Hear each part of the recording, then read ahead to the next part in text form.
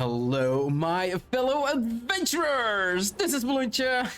Welcome back to Throne and Liberty. Guys, we've already seen a lot of the game, and new stuff gets added every day. It feels like I am just not getting ready with recording everything that is in the game. Eventually, I'll get there, but it's gonna take a while. We've got a new vendor in town, guys, and I think it is pretty important that we actually go check him out, or check her out. I think it's her, not really. Soliana is here. I do believe she is in multiple cities, guys, and it's the All Things Workshop. Now, earlier we had a lot of currency from doing our tier 1 dungeon and tier 2 dungeon bosses, guys, and there were specific tokens for those bosses, Karataki tokens, and well, just call it every boss. If we go into co-op dungeon, every boss, Carnix and Shakal and Rex, they all had their different tokens. We even had tokens for Karataki, and we had tokens for Sharakurux, and with those tokens we could actually craft items that could drop from that boss, right? Now, tier 3 dungeons hit, and with tier 3 dungeons, we basically have new bosses. And then you would think like, okay, so we're getting tokens for those bosses. No. They basically generalized all of the tokens into 1 or 2 types of currency. And as you can see here, if we go into a dungeon tier 1, we can see that we now get Adventurer's Coin Fighting Spirits. So a coin given to an adventurer with great achievement, used as a crafting material for various items. Now we can see here on every boss in the tier 1s, we can see this Adventure Coin Fighting Spirit. So we no longer have coins that are specifically named after the boss. So only specifically for the loot, that be able to craft the loot that drops from that boss. It is now generalized. For tier 2 dungeons, we now have Adventure Coin Loyalty. So defeating a boss on tier 2 basically gives you 1 coin. I do believe if you do party matchmaking, right now it is kind of tricky, but you can see that we get a randomized matchmaking rewards, and there is a guaranteed of an Adventure Coin Fighting Spirit, and there is a chance we get an Adventure Coin chest for 5 loyalty coins, guys. So yes, definitely make sure that you do your randomize. Right now in the game, there is apparently an issue. I'm not sure, there was a patch today, so it might have been fixed.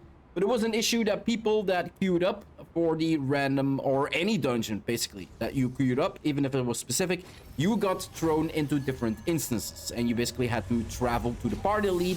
And that basically meant that you would lose out on the possible chests of the random matchmaking. So nobody was getting the random matchmaking chest in the past 2 weeks. So I really hope they kind of make up for that, because that was a huge downgrade in a bunch of tokens that we could have got.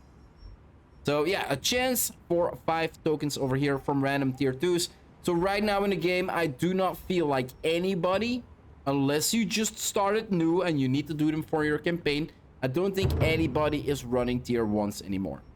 Because tier 1s only give us the Adventure Coin Fighting Spirit. And we want to go for the Adventure Coin Loyalty. Tier 3, if you defeat a boss, you can see here, again, Fighting Spirit, you guarantee 1. That is always a guarantee. And you get a chance for Adventure Coin Loyalty, a chest with 5. Now, if you beat a level 3 boss, guys, level 3 boss or 3-star dungeon boss, you basically get 3 tokens. So from tier 2, you get 1 token. From tier 3, you get 3 tokens. If you get the chest, that means 1 run will give you 8 tokens. Now, what can we do with those? I sounded like Daffy Duck there for a second. What can we do with those tokens?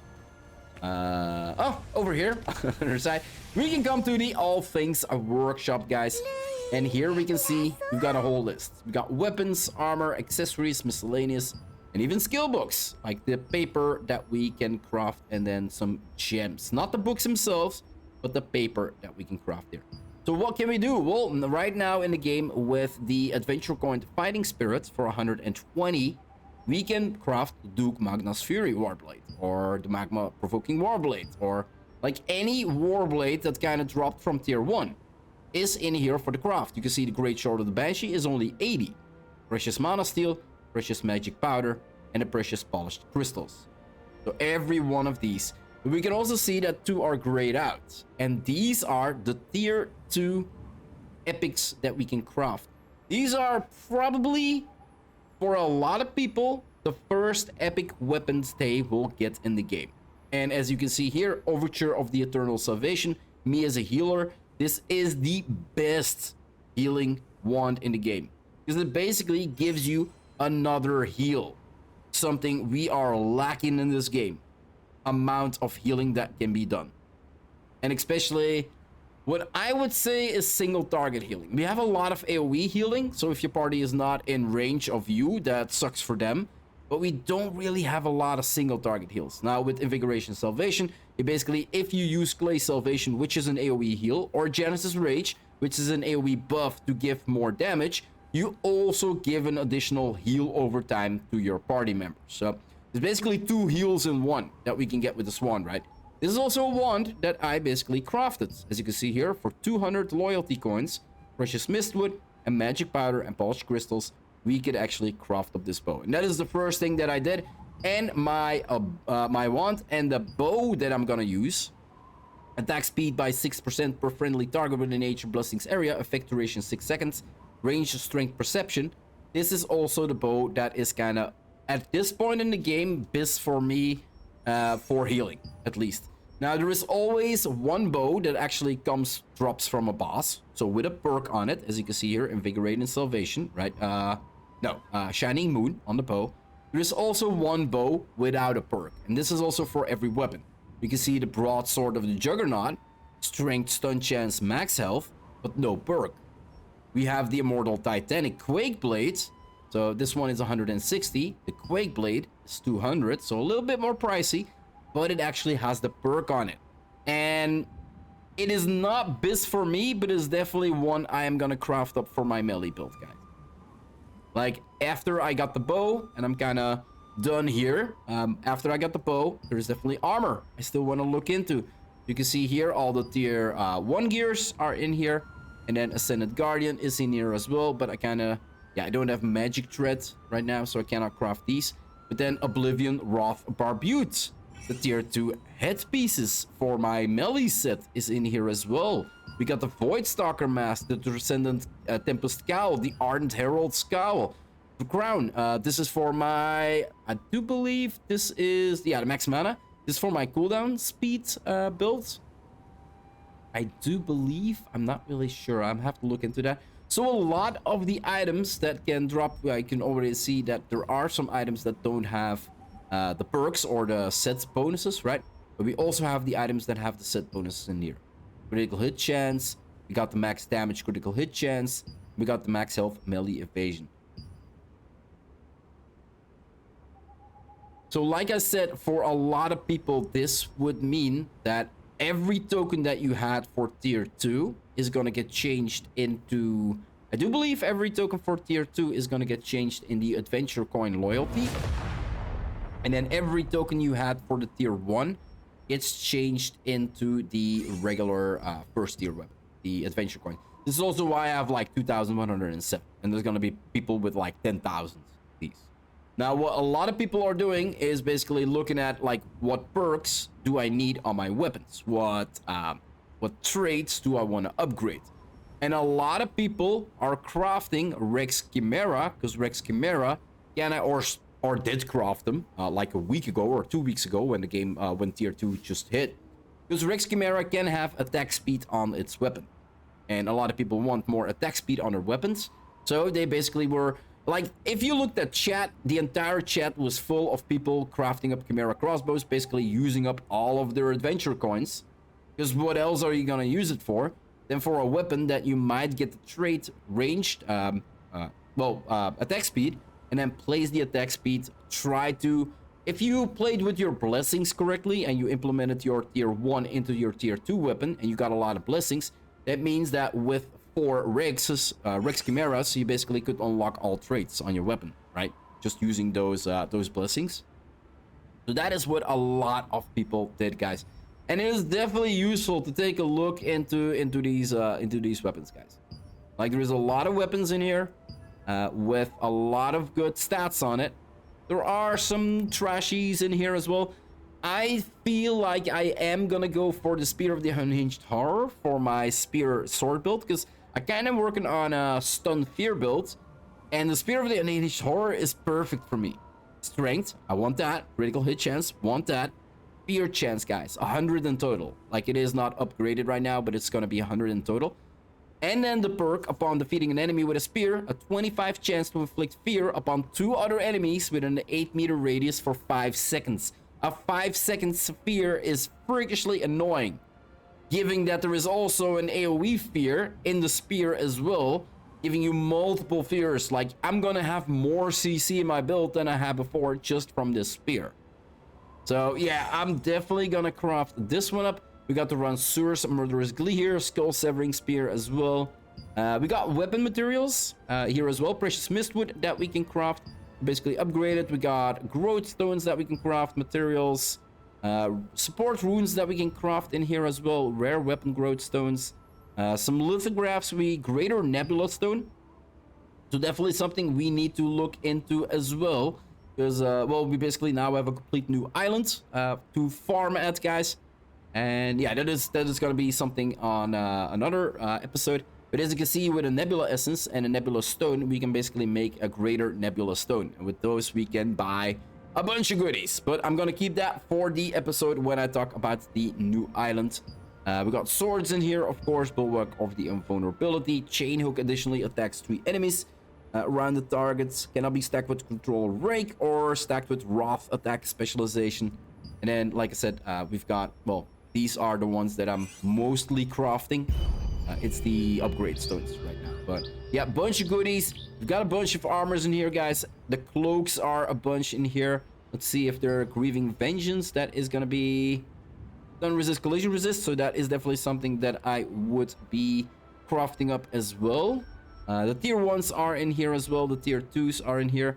I think this is my cooldown speed set for my healing builds. Opulence, Noble Mantle. So definitely gonna need to craft up this one. That's gonna be 320. So yeah, I'm gonna need a lot of coins, guys. So going on your dungeons with random, if it gets fixed, or if it is fixed right now, because I haven't checked out the update yet. I just wanted to record. If it's fixed now, go on randoms, guys. You're gonna need the max amount of tokens that you can get, because there is a lot of gear in here for your builds that you can actually craft. Oblivion Wrath is the complete Oblivion Wrath set in here. Oblivion Wrath gloves is in here. Senate Guardian pants, that is the cooldown speed. Oblivion Wrath leggings, yeah, the entire Oblivion Wrath set and the boots as well is in here, guys. We also got accessories. So Death Knell is the invasion one. Attack speed, dexterity, range invasion. So definitely interesting if you're going for an evasion build. We got a bracelet, primal golden strength hits, heavy attack chance, mana regen, or perception, max health, range endurance. This is one I'm gonna craft up for my endurance, my PvP heal build. Perception is good, max health is good, range endurance, magic endurance, all pretty good. So definitely not need to craft this one up. 320 as well. What do we got with the ring? Solidarity of Purity. This can drop from the dungeon. I already have one, I think. Ring of the Eternal Flames. Strength, Perception, Dexterity, and Critical Hit Chance. Like 3 traits, guys. 3 traits and Critical Hit Chance. Like, a lot of people are gonna go for this ring. 320 for them. Silken Sun Signet. Range Strength, Wisdom, Mana Regen. Ring of the Celestial Fire or Celestial Light we've got in here. Attack speed, dexterity, perception, mana cost, and honor's promise. This is the second ring for me. For my healer build, strength, wisdom, hit chance, endurance. So again, more endurance. We got belts in here as well. We got is the butcher's belt. Yeah, that's tier 1. Cunning Ogre is tier 2. That is gonna be heavy attack, evasion. Hero Legacy. That is gonna be attack speed, strength, dexterity, health regen. The Nymph Coil is gonna be the invasion one. Burnt Silk is gonna be max dexterity, wisdom. So it doesn't seem like my belt is in here, as far as I can see. Cunning Ogre, melee defense good, strength good, wisdom good, heavy attack, evasion. Yeah, it's evasion, so not really sure I'm gonna go for this one. And then the miscellaneous, guys. If you have way too many, and this might be possible that I do it, trade on lockstones, guys. So for every 6, you can craft a bag. For 3 on lockstones. Basically, 351 bags I can craft right now. Times 3 means like 900, 1050, 1053 on lockstones, straight on lockstones that I can just get for crafting all of these bags. 4 million though, but yeah, if you are missing like a lot, you can use them for this as well. So, and then yeah, the skill books we talked about. So yeah, definitely really interesting merchant, guys. And adventure coin loyalty is for a lot of people gonna be the easiest way to get your hands on your first tier 2 items in the game, guys. It was for me, and it's gonna be for a lot of people. I already know a couple that have half their build built out just from the tokens alone. So if you were diligently farming your tier 2 dungeons and you have a lot of tokens, you are gonna be, well, ahead of a lot of people. Anyway, I'm gonna wrap up this episode here, guys. Let's get nice and close. If you want to see more of my quest progression on my Let's Play, or basically any new information that I see in game, like this new vendor, and I'm gonna take a look at it, or if you want to see any other game that I might be playing on my channel, just hit that subscribe button. It would always help out a lot. I do hope you enjoyed this episode. I'll see you in the next one. Bye bye.